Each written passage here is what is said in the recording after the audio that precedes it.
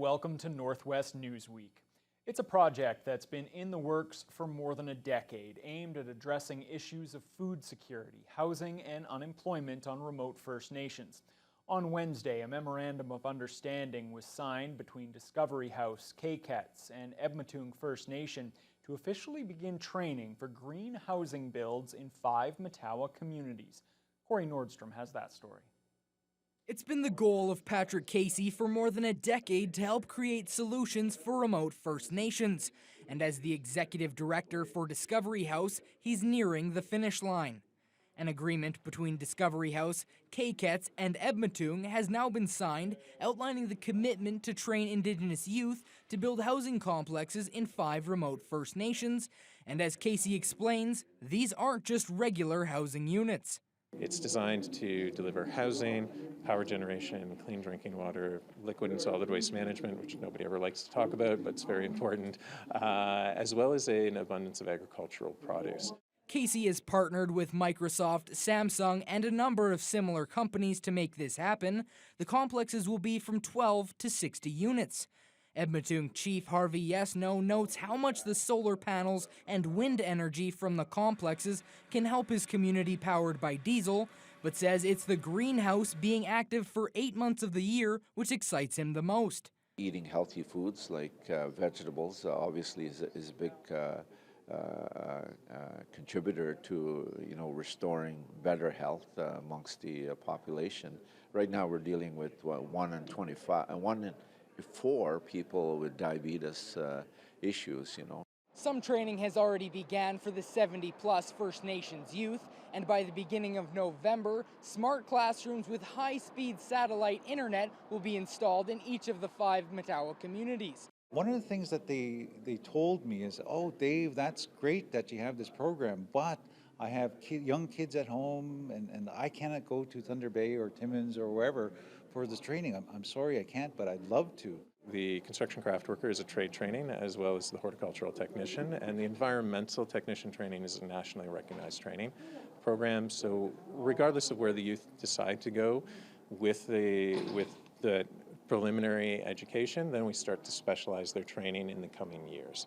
The first housing complex built in one of the First Nations could be started as early as 2023. Corey Nordstrom, TBT News. The Northwestern Health Unit reported 9 new cases of COVID-19 in Kenora on Friday. 4 involved schools, another comes from a daycare, and the other 4 come from community-based spread. Medical Officer of Health Dr. Kit Young Hoon says all of the new cases are within the city itself. The Keewatin-Patricia District School Board announced 2 positive cases, both at Valley View Public School. The Kenora Catholic District School Board has identified 1 case each at École Sainte-Marguerite Bourgeois and St. Thomas Aquinas High School, which are located next to one another. 1 classroom at the high school has been shut down since the positive test. It's not been disclosed whether the cases involve students or staff. The health unit is still investigating if the 2 cases at Valley View are related. If so, an outbreak could be declared. But Dr. Young Hoon says that word is being used carefully. I think the word outbreak can often feel like a scary word for members of the public, and it needs to be recognized that we are using outbreak in a very technical way. 2 cases in a school does not necessarily mean that there's widespread transmission through a school. It could mean that there's transmission through a classroom. So we do try and assess the situation for each classroom to determine what needs to be done to reduce the spread of COVID-19. She adds the health unit will officially identify the names of schools if an outbreak is declared at any institution. Well, some of the region's mayors are speaking out against the COVID-19 reporting practices of the Northwestern Health Unit. When a new case is confirmed, the health unit doesn't typically identify the specific community, and that doesn't sit well with some area leaders. Adam Riley reports. It is frustrating when you're expected to, people want answers and you can't provide them, right? Mayor Deb Ewald says when the Northwestern Health Unit announced a new case of COVID-19 in the Rainy River District, which has over 30 communities and spans over 3 hours of driving distance, residents in her municipality of Rainy River began asking her if the virus had once again returned to the community. She found herself unable to answer those questions. It might feel like it's being not transparent, but that's not what we're doing.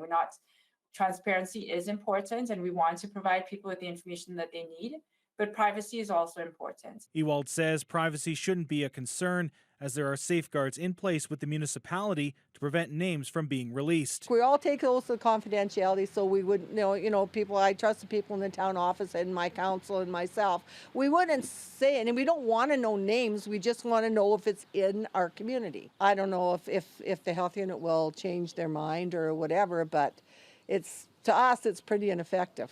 Fort Frances Mayor June Call says she and most of her council share Ewald's concerns regarding case localization. Her community serves as a hub that residents from other municipalities utilize, and worries should an outbreak occur in Fort Frances without proper warning, it could pose a risk for others. I think it's important that our communities all know exactly where there is a case so that we can be more vigilant. And I think that people in that particular town have the right to know that it is actually in their community. Near the beginning of the pandemic, the NWHU had 8 smaller, more concise zones where cases were reported, but as of July 27th, the agency changed its policy to combine the 8 into 4 expanded zones. Dr. Young Hun says she is willing to speak in detail about case localization procedures with municipal leaders and is even willing to update the policy should the need arise. Whether it's an increasing number of cases or an outbreak situation, or a situation where we're not capable of connecting with all the close contacts of a case, then we will provide more public information to identify the community if we think that's helpful. Adam Riley, TBT News. The final touches are being put on one of the 3 bridges that connect the United States and Canada here in the Northwest. The multi-million-dollar project was spurred by a bridge collapse in Minneapolis more than a decade ago, and its completion has officials on both sides of the border excited. Adam Riley has more. A new bridge connecting Baudette, Minnesota to Rainy River, Ontario is now open for the public, or at least the public who are able to travel for essential business. The $39 million bi-national project was instigated by the Minnesota Department of Transportation following the collapse of the I-35 bridge in Minneapolis in 2007, which killed 13 people and injured over 100 others. Construction has been ongoing since 2018, and the bridge's completion, according to Rainy River Mayor Deb Ewald, has the potential to bring more people into her community to travel and explore once COVID restrictions lift. We're only an hour from the bridge at Fort Frances, and it is actually a really nice area to drive through, and then you see a different part of the United States when you come that way too. So, and the other thing is there won't be a toll. I sort of assume that to help pay for it they would put a toll back on, but it's toll free still. So that's kind of good too. Ewald notes the new bridge is capable of accommodating vehicles the old bridge couldn't and is hoping to save part of the old structure for heritage and tourism purposes. Demolition has already begun on the former span, with the deck plating currently being removed. The plan is to complete the removal of the truss, or what they call the superstructure, this year. And of course, that's always weather permitting in our area. And so once that is complete by next summer, in June, they'll begin the removal of the piers and the underwater work. Site says the underwater work will be staggered due to differing regulations on fish spawning seasons in the border waters. Thunder Bay Rainy River MP Marcus Pulowski says Canada contributed $13 million to the project, which he says plays a vital role in his riding. Those places out there are pretty intricately connected with the United States. And I know on Rainy River, I think it's figure skating or something. They have one club between Baudette and Rainy River, and same with hockey. It goes back and forth, and there's a lot of families there on both sides of the borders. So, and then obviously there's a lot of commerce that goes back and forth. A virtual ribbon cutting is anticipated to be held during the last week of October. Site says hopefully come October 2021, the COVID situation will be under control and an in-person ribbon cutting can be held at the bridge site. Adam Riley, TBT News.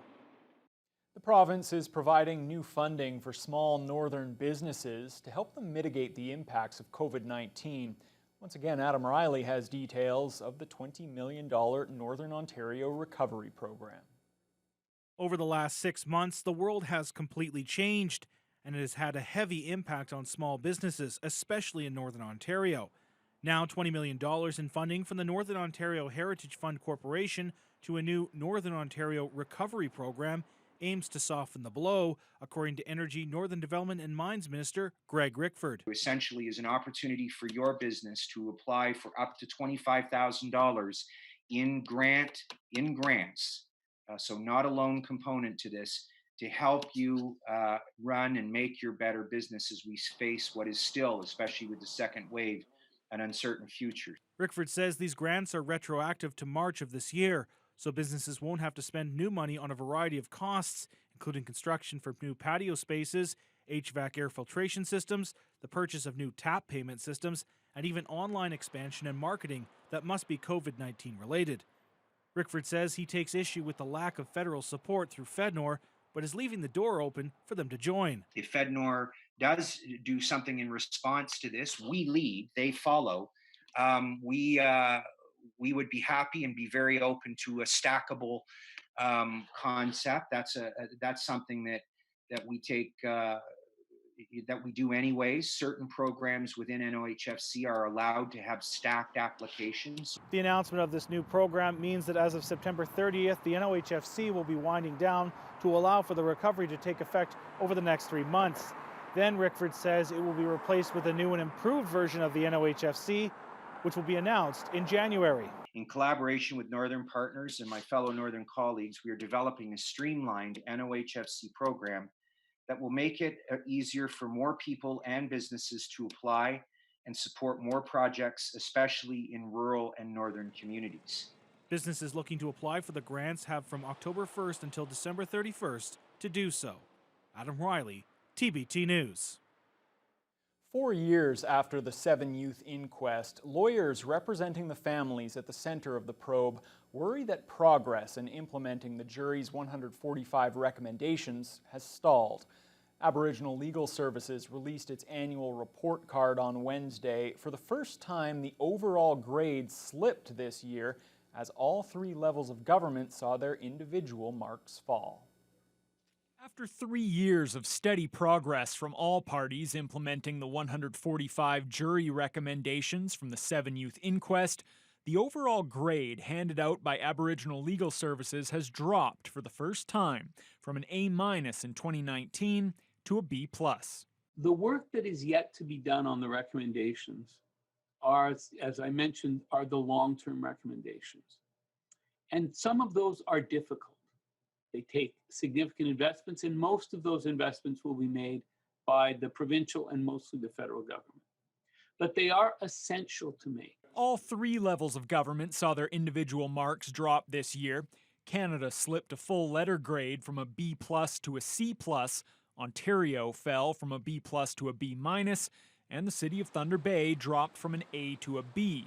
City Manager Norm Gale says while the pandemic has slowed some of the work, the city's resolve remains the same. Like other business lines and strategies that we have in the city, COVID-19 has disrupted our progress, but progress has continued, albeit at a slightly slower pace, and we continue to work. Thunder Bay has implemented 26 of the 31 recommendations directed its way. Others, like developing a public education campaign on racially motivated crimes, are being rolled out soon. Matawa Learning Center and Dennis Franklin Cromartie High School are among the Indigenous organizations that received an A+ for their efforts.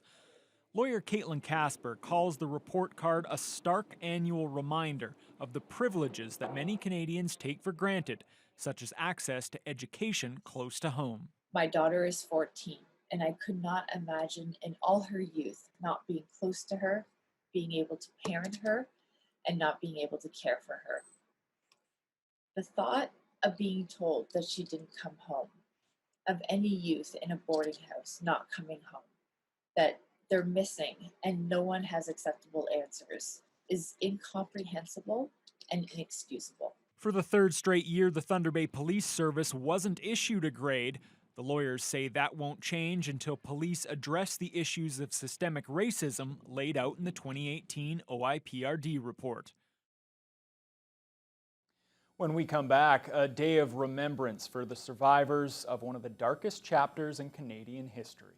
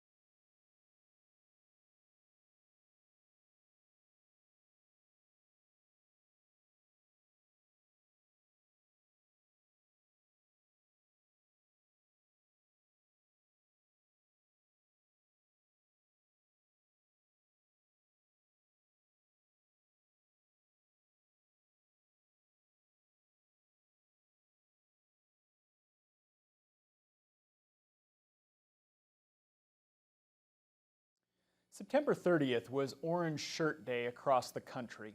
It's an annual day of remembrance of residential school survivors and those impacted in the years since. Lakehead University hosted a virtual gathering this week to mark the occasion. Avery McRae has more. And what I experienced there is Even decades after leaving residential schools for good, the pain and memories don't get easier for Martin Falls First Nation member Bob Baxter. Orange Shirt Day is an opportunity for First Nations, governments, schools, and communities to come together in the spirit of reconciliation. Baxter shared his experience with residential school through Zoom with the university. At age 72, it's been over 50 years since leaving the schools, and while he has forgiven the past, Baxter hasn't forgotten it. I carried a lot of anger all my life towards the residential school system, towards the ministers, and towards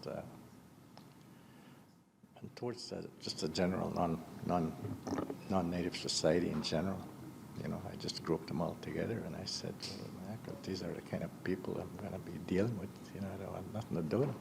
Legacy of Phyllis Webster out of BC that started the Orange Shirt Day because of what happened to her when she went to residential school with an orange shirt on, and it was taken off her immediately. So it's a legacy of hers and a reminder of the impacts of residential schools on all of our kids in our communities. While there was no Orange Shirt Day walk this year due to the pandemic, many people wore their orange shirt to visit the Sacred Flame under the teepee outside Pope John Paul Elementary School. Residents could offer their respects to the school survivors as well as the children that never made it home. Those who did survive are still living with their experience. The school system broke the spirits of a lot of children, and the spirit of those children, some of them couldn't bring their spirits back up to the level where they could function. A lot of stories over my tenure as a chief, and they really hit the heart, and they really have an impact on your mind and your thought process of what our young people went through in those residential schools.